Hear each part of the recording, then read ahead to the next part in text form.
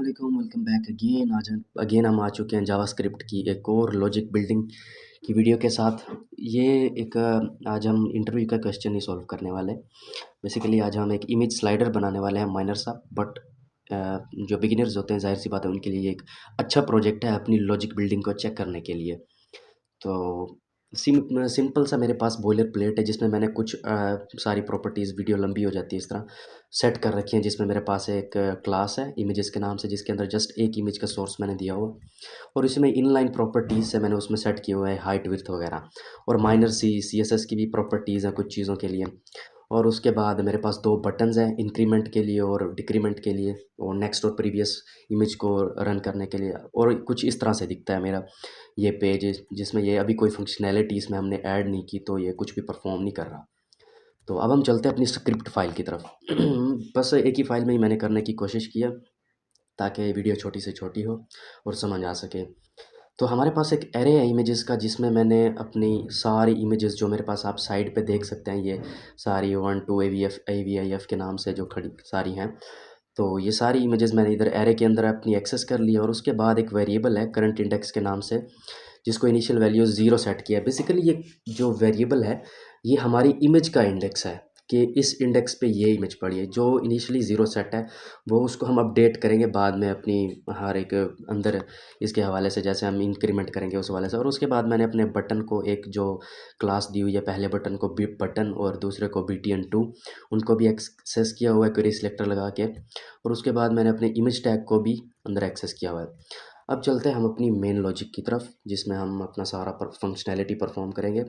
First of all हमें एक function बनाना पड़ेगा अपडेट करने के लिए, कि उसकी इमेज में अपडेट होता रहे, कि इमेज का जो सोर्स है वो क्या होना चाहिए।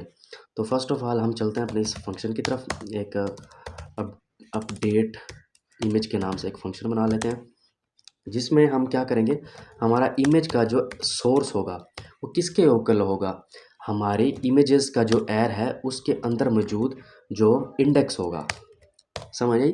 मतलब कि हमारी इमेज जो बाहर पड़ी है उसका सोर्स क्या है, हमारा एरे के अंदर जो इमेजेस पड़ी हैं उसके ऊपर जो हमारा कोई भी इंडेक्स पे जो भी इमेज आ रही है, चाहे 1 है, 2 है, 3 है, वट एवर इट इज़, तो वो इमेज आनी चाहिए। और इस फंक्शन को हमने क्रिएट बेसिकली इसलिए किया है, इसको हम बाद में कॉल करेंगे अपने इवेंट लिसनर्स लगा के। फर्स्ट ऑफ ऑल हम अपने पहले बटन के ऊपर इवेंट लिसनर लगाते हैं, जिसमें हम सिंपल सा क्लिक नाम का एक इवेंट लगाएंगे। और उसके बाद हम एक एरो फंक्शन बना लेते हैं, जिसमें हम इसमें चेंज लाएंगे। फर्स्ट ऑफ ऑल तो हमें अपने करंट इंडेक्स के ऊपर में इंक्रीमेंट करना पड़ेगा। तो करंट इंडेक्स जो है उसमें हम 1 का इंक्रीमेंट करेंगे, मतलब उस इंडेक्स के ऊपर जो इमेज पड़ी है उसके अंदर 1 का इंक्रीमेंट करेंगे।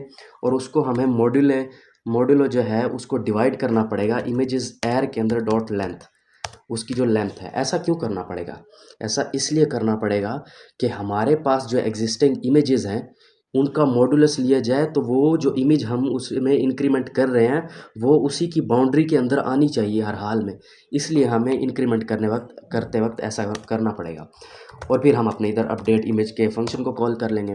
फर्स्ट ऑफ ऑल हम अपने इसी पहले के ऊपर देख लेते हैं कि जब हम इसके ऊपर क्लिक करते हैं तो क्या इमेजेस में इंक्रीमेंट हो रहा है। जब हम देखते हैं तो यहाँ पे हर इमेज में क्लिक हो रहा है, और जब मैं इस पे क्लिक करता हूँ तो इस पे क्लिक नहीं हो रहा, और अभी इमेजेस भी चेंज नहीं हो रही उनका सोर्स।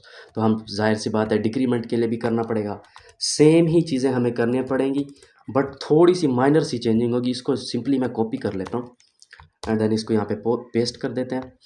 एंड BTN2 जो हमारा है उसके ऊपर भी हम अपना इवेंट लिस्नर लगाएंगे।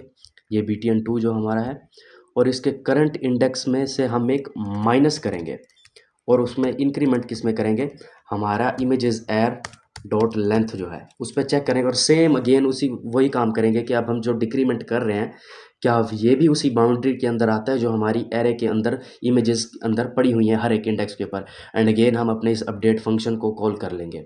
और अब हम जब जाके इसके ऊपर भी क्लिक करते हैं तो देख सकते हैं हमारी इसके अंदर भी इमेजेस के अंदर जो सोर्स है उनका वो तब्दील हो रहा है। ये आज का प्रोजेक्ट उम्मीद करता हूँ आपको अच्छे से समझ आया होगा। बिल्कुल ही मैंने इजी तरीके से और इजी वे में आपको समझाने की कोशिश की, और माइनर सा प्रोजेक्ट है, इसको ट्राई ज़रूर कीजिएगा। तब तक के लिए अल्लाह हाफ़िज़ एंड ऑल सेट।